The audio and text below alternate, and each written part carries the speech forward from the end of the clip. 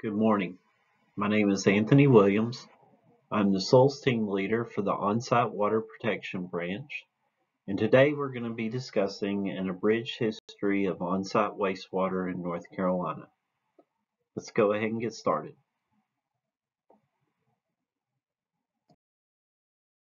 So first off, how did we get here? Well, we needed to know where and how to dispose of waste and sewage. So North Carolina has developed state-level laws and rules relative to national guidance.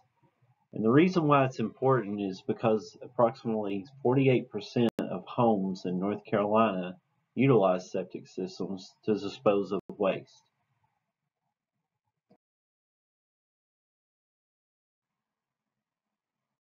So how does a septic system work?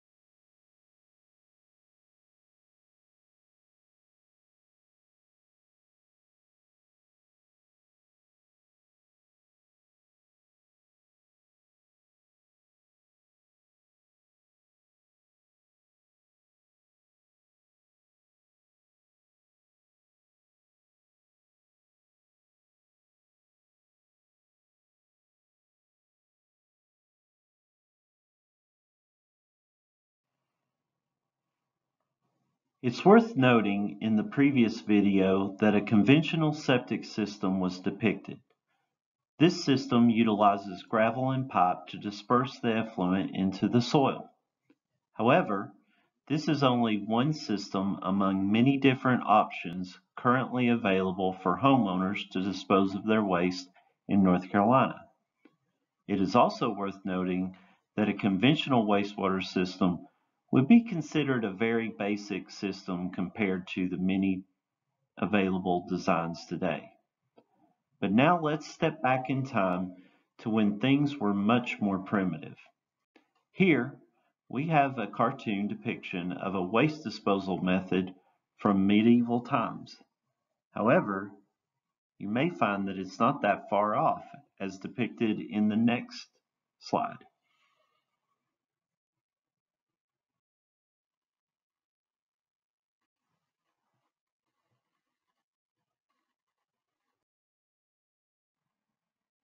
So here is an actual picture of a castle with a toilet.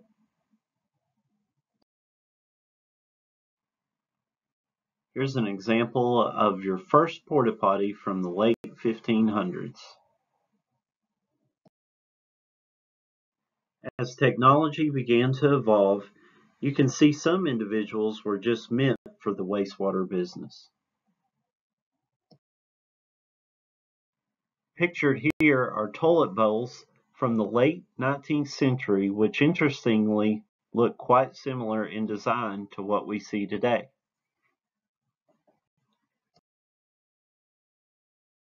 So here we have some examples of the first septic tanks, and they were developed around the late 1800s. And you can see that even these look similar in design to what we see in a current septic system.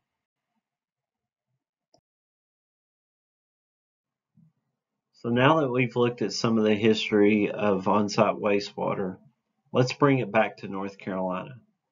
North Carolina was known as a Rip Van Winkle state. And if you remember the story of Rip Van Winkle, he fell asleep for 20 years because he drank enchanted liquor that was offered to him by a band of mysterious men in the Catskill Mountains. He went to the woods to escape his wife, who often complained about his refusal to work. So since we were known as a Rip Van Winkle state, we were known as being a sleeping state because of diseases related to hookworms and other parasites that promoted lethargy. There was a gentleman in North Carolina by the name of Walter Hines Page. Mr. Page moved to New York City and had a publishing company and was an ambassador to England. He became friends with the Rockefellers. The Rockefellers were wealthy entrepreneurs and philanthropists in the U.S. after World War I. Mr. Rockefeller believed in libraries and public health as being of primary importance. So Mr. Page brought the Rockefellers here and toured the state and found that many of the issues with diseases was due to lack of basic sanitation. For example, in Raleigh, raw sewage was going into the Neuse River. So Rockefeller funded a program to educate children in proper sanitation. This program endeavored to put privies at every school and to educate children who would take the message home to their parents. From the program that administered this program grew the State Board of Health. This also helped give birth to the local health department. Guilford County was the first, and Robeson County was the second. In fact, Robeson County was probably one of the first rural counties to have a county health department. Then we go to the Works Progress Administration. Through a public-private enterprise, this put a mechanism in place to provide basic sanitation, which also helped to give rise to the local health departments. So significant strides during the 30s made a outhouse essentially. So every Works Progress Administration outhouse was identical in both design and construction. They were built with a 4 by 5 foot wooden frame, a hanging roof with a 6-inch wide fascia board on all sides, square pots set at a 45-degree angle, and a ventilation chimney with a metal screen that vented polluted air outside and kept flies from coming inside. Each outhouse was also constructed with a concrete foundation, floor, and vault because it was quickly discovered that outhouses with wooden vaults and floors were extremely difficult to clean and deteriorated quickly.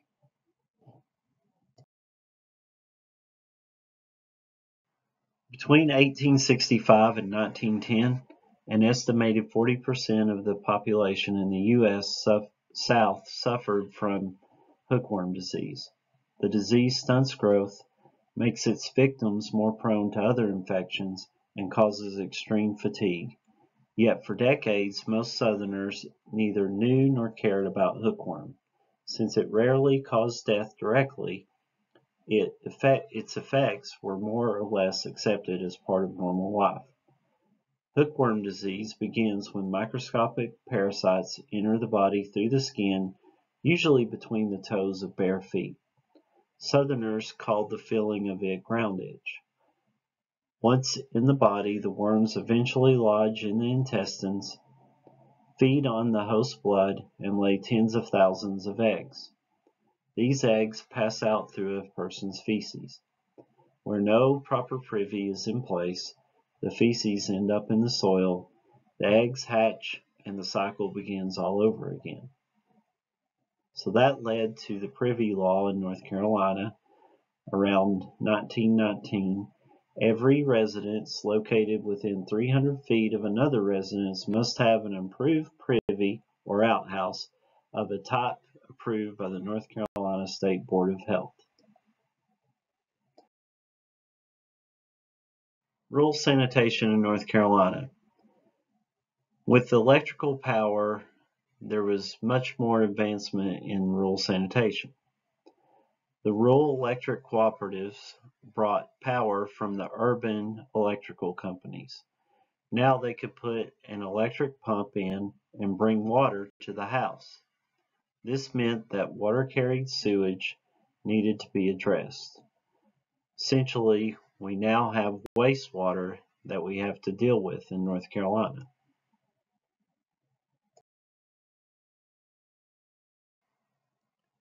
The United States Department of Agriculture recognized early the need for improved sanitation for their farmers, so they provided advice on septic system installation. And in the 1940s and 1950s, the United States Public Health Service and the National Housing Agency began to do basic research on septic systems. What were their findings?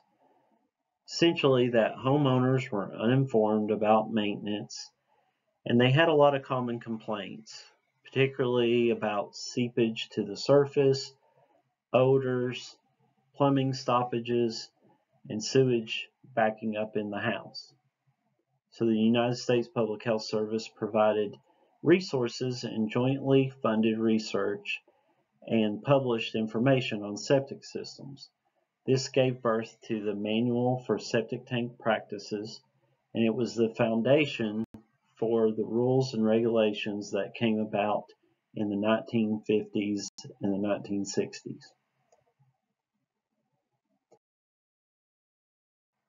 So let's talk about some of the early regulatory programs in North Carolina.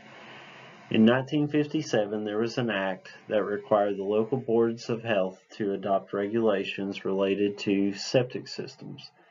It essentially required a permit to be issued and a record of sewage disposal. It also was the beginning of the perk test. And the perk test is the practice of digging post holes and pouring water in them to see how quickly the water percolates or is absorbed into the ground. The perk test is no longer used in North Carolina.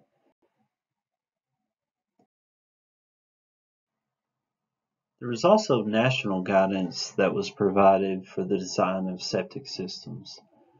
The Environmental Protection Agency came about in the Nixon era in the 1970s, and in 1980, the EPA developed the On-Site Wastewater Management Manual, and there was a lot of the ideas in that manual used in North Carolina.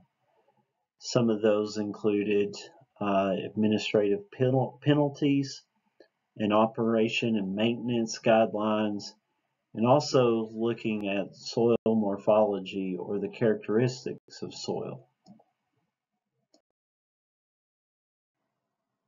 The Ground Absorption Act of 1973 was probably the most significant piece of legislation. It is the foundation of our program today. It looked at the soil morphology characteristics for establishing loading rate to apply to the soil instead of doing the perk test. It also set up our permitting system. So improvement permits came out of a study in the early 1970s. Essentially what was happening was baby boomers were creating a tremendous housing demand. There was renewed interest in public health and the environment at this time. So interest, particularly along the coast, to stop development began until better laws and rules were in place. The Ground Absorption Act came out of this. Wake County led the push for withholding electrical until getting the improvement permit. However, there was a glitch. It was only applicable where local building codes were in place. Codes were based on the population of the county. So many counties did not have codes. Without the permitting requirement relative to electric, statutory authority was limited to keeping them from having permanent power until this was addressed.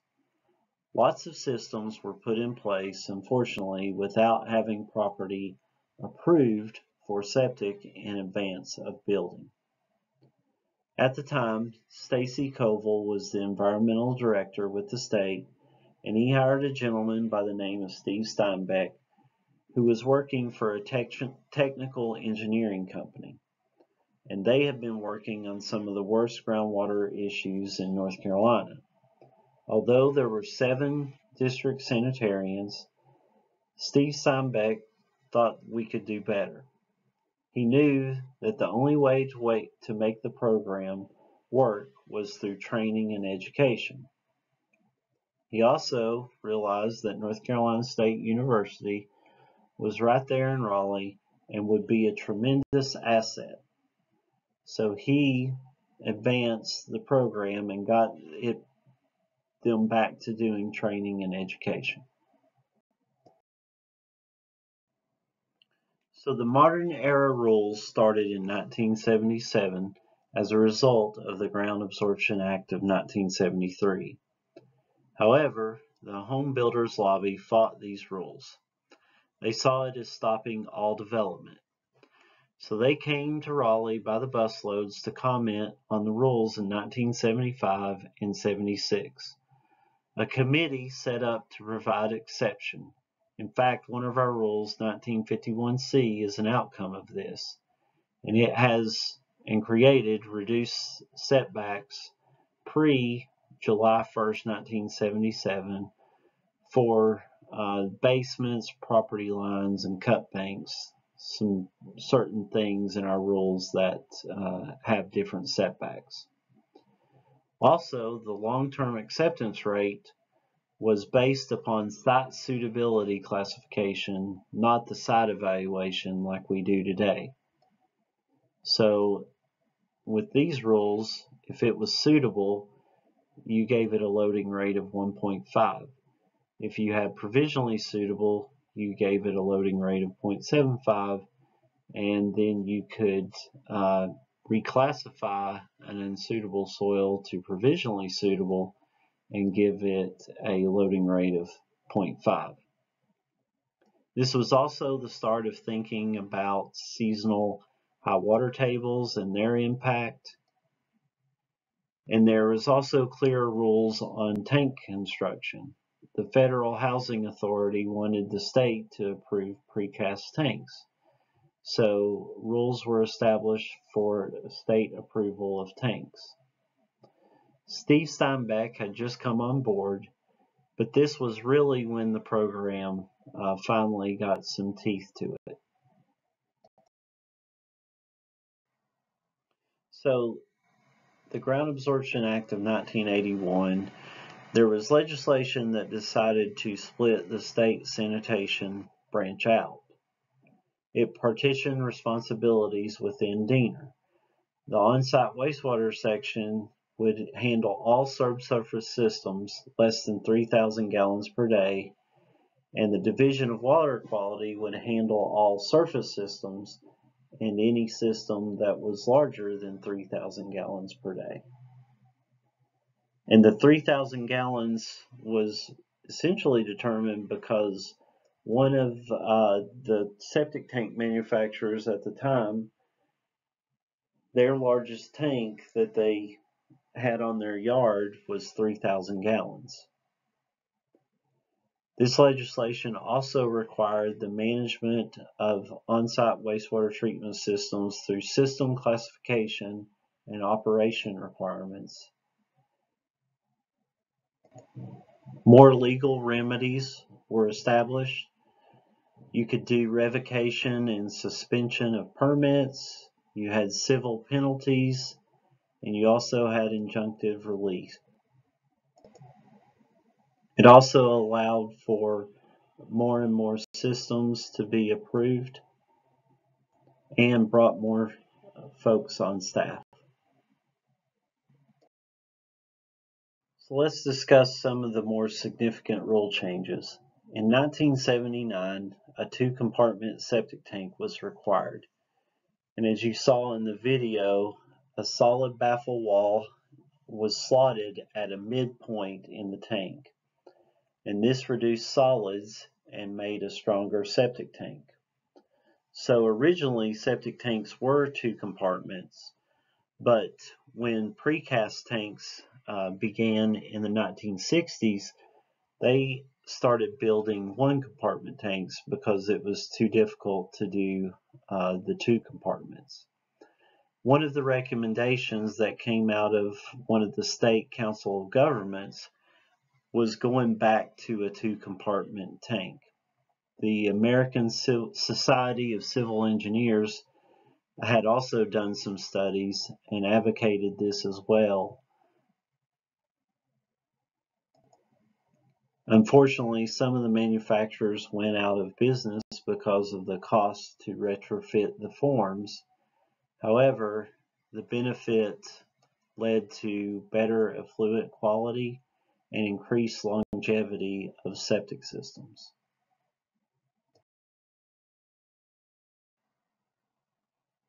Improvement to the rules also continued in the 1980s. Effective July 1, 1982, there was rules that essentially rewrote the 1977 rules. And this was significant because it ended the PERC test as we know it. The site evaluation was revised. There was more specific soil criteria included in our soil and site evaluation. It also required the repair area. And for those of you who don't know what a repair area is, it is essentially a reserve area that is permitted even to this day on a lot. So whenever we approve a septic system on a property, not only do we have to find a location for the initial system to be installed, but we also have to have a backup area in case that initial system fails. There is a reserve area that we can go into to repair their septic system somewhere down the road. The LTAR, or the loading rate that we assigned, the long-term acceptance rate, was reduced, and it was based on soil textures. And soil textures, basing it on soil textures allowed for a wider range of loading rates. Design flows were also reduced, and the low pressure pipe system was now added to the rules. Amendments were made to the 1982 rules. It allowed for more systems to be installed in the state of North Carolina. It also required an operation and maintenance program. An operation and maintenance program exists for systems that are pumped or more advanced. It allows for someone to go back, an operator or the county health department, to look at that system to essentially make sure that it's still functioning properly and operating correctly. Restrictive horizons were clarified in the rules, and also there was an option to use saprolite. Saprolite is an underlying material developed from rock. However, once it's disturbed, it acts like soil and can be used for a septic system.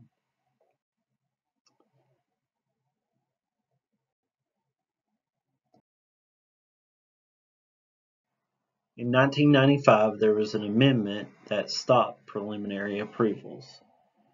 In Pitt County, there was a legislator that was told by a local health department and the state that his subdivision was okay for development.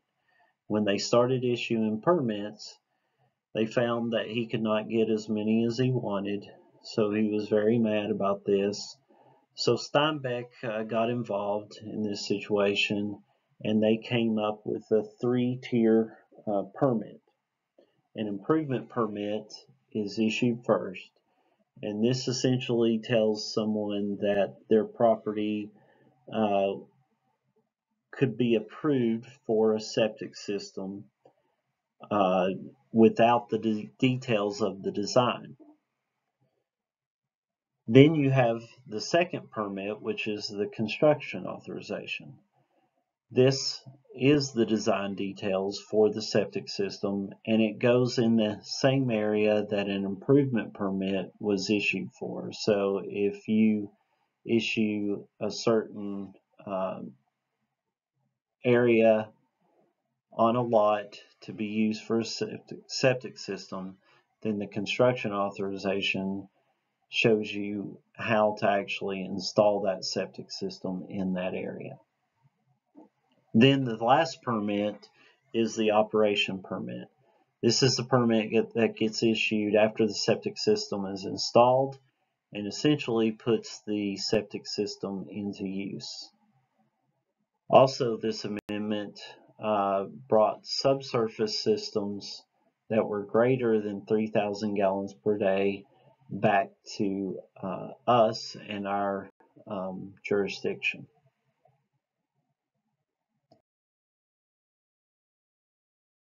In 1999, effluent filters and risers were required.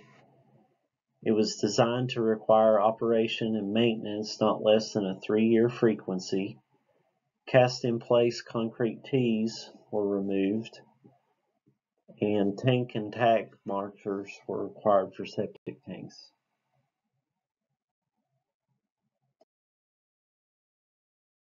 In 1997, the EPA wrote a response to Congress about the use of septic systems. And essentially, they said that we cannot provide public sewer throughout the whole country. Septic was not a temporary solution, but a permanent part of the wastewater treatment infrastructure. Some of the quotes that came from this response was, and I'll quote, adequately managed decentralized wastewater systems are a cost-effective and long-term option for meeting public health needs and water quality goals, particularly in less densely populated areas. Further, the report stated that when properly installed, operated, and maintained, decentralized systems can achieve significant cost savings while recharging local aquifers and providing other water reuse opportunities close to points of wastewater generation. Properly managed decentralized wastewater systems can provide the treatment necessary to protect public health and meet water quality standards just as well as centralized systems. Essentially, this was an endorsement of septic systems and their use throughout the country, particularly in rural areas where wastewater treatment plants are just not a viable option due to cost or even just the logistics of running public sewer infrastructure out to hard to reach areas. In the 2000s, rule revisions were made, reorganization of rules. The definitions were added to tables. All that was either added to or changed in some ways, which is us why we needed a rewrite of our rules. And right now, if all goes as planned, the new rules will take effect on January 1st of 2024. So as you can see in this slide, there's many other agencies and their rules that have an impact on what we do. CAMA, for example, the Coastal Area Management Act, has always tried to de facto regulate our industry to satisfy their requirements through us. And they are a big player when it comes to how the coast is developed, and their rules often have an impact on us. The Office of Administrative Hearings came into existence because a Granville County legislator held up the 1900 rules, which is our current rules, and said that people who enforced the golden rules were acting as judge, jury, and executioner, and we need to get a handle on them. He said he could not appeal any of our decisions, so there was two principal tasks that he took on. He wanted to review all administrative codes from all agencies and get rid of ambiguous ones and ones without legislative backing. So we have good laws and rules and on-site, but definitely other rules and laws affect what we do. So North Carolina conducted a lot of research in the 70s and 80s, particularly the Lick Creek demonstration site looked at different trench shapes, and they looked for solutions on soils that were considered marginal. There was a lot of studies done on mound systems, particularly at the coast. It was looked at as a solution for a lot of the lots with water tables that were shallow, and that research really helped establish some of the setbacks that we have to this current day.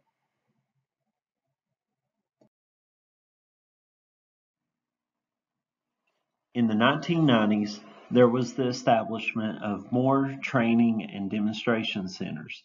In fact, NC State established the hands-on wastewater demonstration site at the Lake Wheeler Road Field Lab facility, where we conduct our intern training for those of you that will pursue the on-site wastewater authorization. In 1997, the Non-Point Source Pollution Program in the on-site Water Protection Branch was established with the support of U.S. EPA 319 funding and has continued to date. One of their tasks is to assess and document the potential effects of on-site and community wastewater systems on ground and surface water quality and the extent of water quality impairment from high-density on-site wastewater systems. In the 2000s, Fate and Transport research continued. Fate and Transport simply refers to how the nature of contaminants might change chemically, physically, or biologically, and where they go as they move through the environment. More recently, wastewater tracking was used by public health officials as a method to determine if coronavirus infections are increasing or decreasing in the community.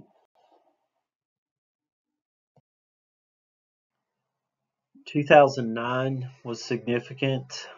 We had licensed contractors and system inspectors. So in North Carolina, the septic tank contractors that installed septic systems were not licensed before 2009 to install septic systems. So there was a lot of folks that were out there doing good work, but as in every industry, there were folks out there that were not doing great work. And when it was time to go do a final inspection on a septic system, if you had one of the good contractors, everything was fine, but if you had one of the ones that had no clue or had not installed a septic system in the past, you had a lot of problems and a lot of bad installations. And in North Carolina, with some of the soils being so marginal and the lots being so small, it was important to install the septic system correctly the first time. So it was very important that we got legislation passed that allowed us to have licensed contractors. And it also helped weed out the contractors who did not do a good job. The budget in 2011 was also significant because it moved us from the department, or the Division of Environmental Health moved to the Department of Health and Human Services. Previously, we had been in DENR, which is the Department of Environment and Natural Resources, so now we were moved to the Department of Health and Human Services. Also, support staff were eliminated, positions.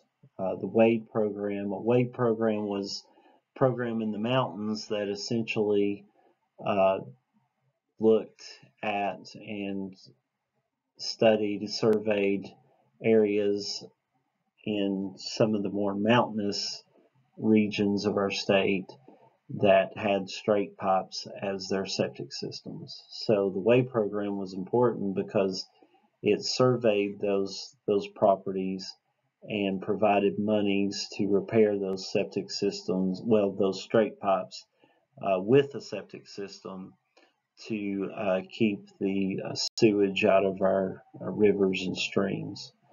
Unfortunately, some of those positions were eliminated during that time.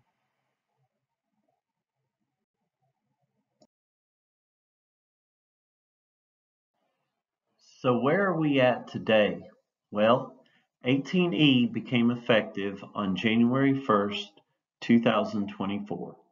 This was the first major rewrite of our rules in over 40 years and brings us into the 21st century. This endeavor was a collaborative effort that included various stakeholders from both the public and private sectors. Improvements to these rules includes better organization, and they incorporate recent statute changes along with guidance our branch had been giving out for years. We updated the use of best professional judgment by placing parameters on how we can repair malfunctioning septic systems for homeowners when it is difficult to meet the current rules. We also updated the setback measurements and design flows for both residential and non-residential facilities. Along with those updates, we now have codified rules for inspecting existing septic systems. And finally, reclaimed water systems were included in our rules to now allow for reuse of wastewater for beneficial purposes such as toilet flushing or landscape irrigation. So what is the future of the on-site wastewater treatment system in North Carolina? Well, there's been a lot of changes recently that have impacted to our industry. In particular, private option permitting. Over the past 10 years, there's been a big push for the private industry to have more options to permit septic systems rather than just coming through the local health department. We've got some changes that we've already noticed. There's been provisions that made for engineers go through the rulemaking process and now licensed soil scientists We're also and trying those licensed to soil improve our scientists have training and different avenues education. and options This for the takes permits money, that they can but issue. we were encouraged that last Meanwhile, year we've we picked been up over 3 the new past 20 years positions trying to to use for our amend training our and own education. rules. So we're hoping to And you bring may have more heard training and people talk education to the about counties. 18E, or maybe you have And we could even always do better had in to our start research. reading our new rules Unfortunately, if you're this getting takes money authorized as in well, on-site and wastewater. funding for And research those new rules is will be traditionally effective scarce. January 1st of next year. So we've got a lot of work to do in the next few years, basically just ironing out these rules, and there's some things in those rules that we need to fix that were missed, and just some stuff that inevitably occurs whenever you adopt new rules, things that you didn't think about and things that need to be changed. So that's going to be a lot of what's going on in the next few years. And of course, we could always use better training and education. However, this takes money. One of the most recent developments is we recently were approved for 3 new positions at the state level to help conduct more training. So we're very excited about that opportunity and look forward to taking the training to the counties and really spend time with helping us all to learn more about soils and the septic systems design, and all that we do in the counties every day. Of course, we could always use more funding for research. However, that funding is usually scarce, and right now it's not even an option really. So, but we're optimistic for the future, just because we do have those new training positions. We have the new rules that are really going to give us more options for permitting septic systems and make improvements to what we do every day.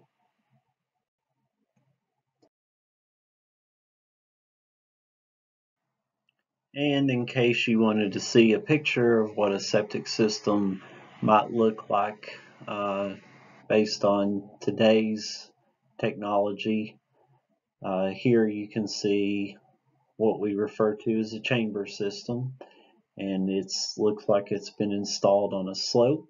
You can't see the septic tank in this scenario, but this just gives you an idea of the amount of space a septic system might take up on a certain property. And once it gets covered up and once the grass starts growing, hopefully you won't even know that it's there, and it functions for decades if it's properly taken care of and the soil is providing the proper treatment that it needs.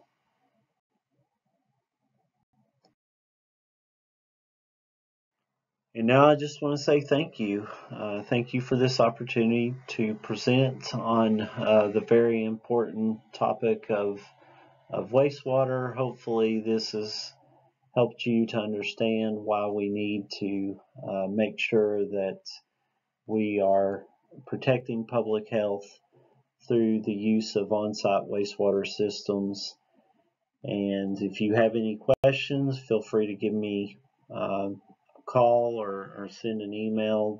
There's my contact information, and I appreciate it.